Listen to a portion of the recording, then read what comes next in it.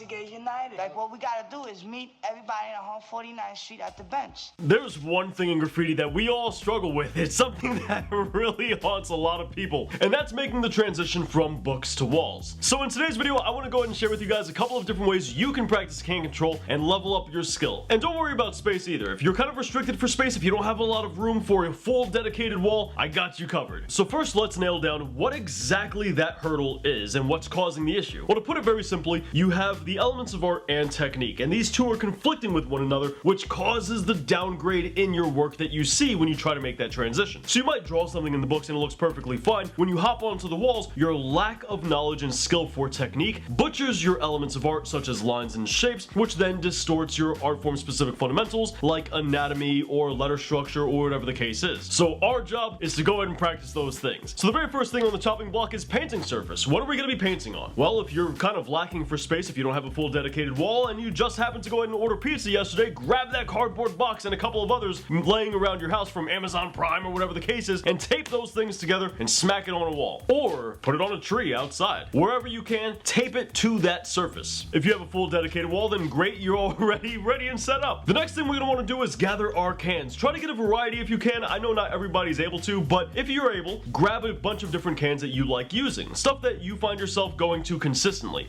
Right here, I have myself some fresh paint, Montana Gold, Flame Blue, and Orange. The reason we're doing this is because each individual can is going to react to a singular cap in different ways. This Lego cap here isn't going to result in the same exact spray when using each one of these different cans. It'll be similar, but not exactly the same. Once you have all your cans gathered, grab a bunch of different caps you enjoy using. For me, that's going to be the Lego cap as well as the blue dot and the green cap right here. In all honesty, I should have grabbed the standard cap for the Montana Gold because that's honestly the cap I use the most. It's a good all-rounder, but it wasn't an eye shot and I kind of forgot about it, so, you know, it is what it is. You want to make sure you grab all the caps you enjoy. Now, the goal here is we're trying to get variety, and that's true for everything in this practice. That's really at the heart of what we're doing here. So we have a variety of caps, a variety of cans, and we're going to be making a variety of different lines and shapes. And the mission is we have to use each one of these caps on each one of these cans, just to familiarize ourselves with all of the different potentials that we have within our repertoire. So now that you have all this stuff set up, go ahead and take your first can and your first cap, smack them on one another, and draw a line. You'll notice with my cans, I draw a line that gets from thicker with a flare to thinner. And then beside that, I also draw a skinnier line. Now on this piece of cardboard, you won't see me draw different shapes, but you will want to draw different shapes. So draw yourself a circle, draw yourself a square, as well as a triangle, a couple of other basic shapes, and you'll be set to go. The goal here is to get your muscle memory and your hand-eye coordination in order to get used to drawing these variety of different shapes, because all letters are made out of these shapes. So it's important you get these down pat, and draw them at different sizes as well if you have the room for it. Do this for every single can and cap combination that you have available. So the next step is going to be to go ahead and do a full piece. Now, I understand not everybody has a lot of cans for that, right? So you're not looking to do a whole wild style here. All you really need is either a full piece as a straight letter or one singular letter, and if you don't have that much room, then simply just draw a shape, right? Draw a circle, draw a square, draw a triangle.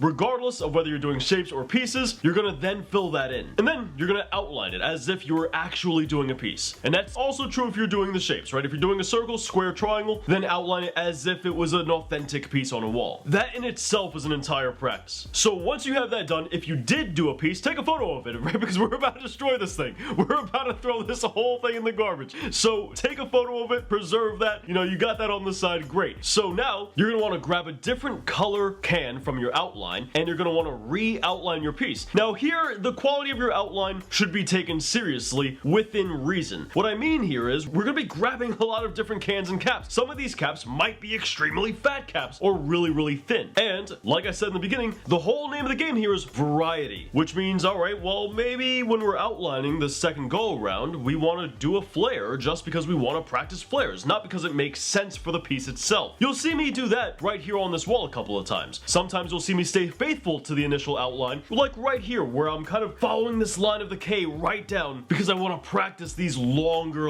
straight and curvy lines at the same time. But in other areas, like over here, you might see me just blurt out a random flare because I want to practice flares. Now, in all admission, obviously, if you're out there getting up in the streets, then you pretty much practice this every time you go out. For anybody who only does legal walls, or for people who are rusty and trying to get the rust off of them, this is a great way to go ahead and do that. Funnily enough, this is exactly why hand style styles and throwies in graffiti are so important because they really give you that hand control you need when doing stuff on walls. If you're feeling confident with a certain line, you might want to intentionally take that outline and drag it real deep into the fill-in. That way you have something to cut back and practice cutting your lines back a little bit later in our studies. So you'll see me right here, I feel comfortable with this line, so I'm actually going to take it and I'm going to drag it deep into the fill-in. That way later on I can go ahead and demonstrate to you guys how to cut lines. If you already have your piece on the wall and you already did a piece, kind of like I have here where I already did this piece beforehand, and you want to practice other things that are specific to what you've already have on the wall, like let's say for example shading, then you can practice that as well. You can kind of reshade certain areas and practice doing that. Whatever you want to practice, this is the time to do it. So do that for as long as you want to. You don't really need to sit there for 2, 3, 4, 5 hours, right? You could do it for 10, 15, 20 minutes and that'll be perfectly fine. Obviously the more you practice, the better you're going to get, but you don't need to go ahead and do hours worth of practice in a single sitting. So now that you've been re-outlining your piece for quite some time, you're gonna want to cut back some lines. Areas that you might have messed up in or areas that you intentionally botched, so like that you can practice cutting back lines. Now if you want more information on cutting your lines, you want to check out this video right here where I walk through a bunch of different CANT control tips, and I kind of hold your hand through it. And this video right here will actually demonstrate what I'm about to talk about. So let's say we have a line that goes just a little bit too far over in this direction. Well, we can go ahead and point our can facing towards the part we want to chop off. Our spray isn't going to go any further than this white dot because we're going to put that right up against the wall and we're going to chop it off. And then from there all we got to do is just fill in all that rest of that nonsense. And boom, it's gone. Easy as that. The last practice, once you feel comfortable with all that, I recommend doing a couple of hand styles over your piece or even a couple of throwies over your piece. The reason for this is because it'll help you get comfortable with those, you know, a little bit, I don't want to say fast-paced lines, but the ones that you can't just sit there and pamper all day. You kind of got to keep going with your lines, right? You kind of keep doing what you're doing. This is going to help you keep that consistent flow of motion with your hand and the can as you go throughout your actual hand style. You don't have to rush it. Don't feel the need in order to go ahead and take that can and whip it around real quick, but gain a confident speed, a confident pace, and go throughout your hand style. If you feel like you're getting too many drips, pull the can back. Now, if you have the ability to, grab yourself a really bad can, something that's really watery, because if you can control something this bad, then you can control just about anything. But if you're not able to do that, that's perfectly fine. Don't worry about it. Try to avoid using things like paper, cardboard, or other tools in order to go ahead and block the spray paint from accessing certain areas to get a really clean line. Remember, we're not here to be perfect. This is practice. This is for us in order to kind of be sloppy, realize our mistakes, and then work on those things. So it's okay to be sloppy. It's okay to mess up. This is the time to do that. But guys, that pretty much wraps up great ways to go ahead and practice CANT control. If you have any extra tips that helped you, leave it in the comments down below. I'm sure a lot of people, myself included, would love to hear it. And if you want to make graffiti a lot easier to learn and kind of take a lot of the weight off your shoulders, check out the books I published in the description down below. And we also have the best how to do graffiti playlists anywhere online right here, with a bunch of tutorials, with more graffiti content right down here. As always, I want to thank you guys for watching, and I'll catch you guys back here next week.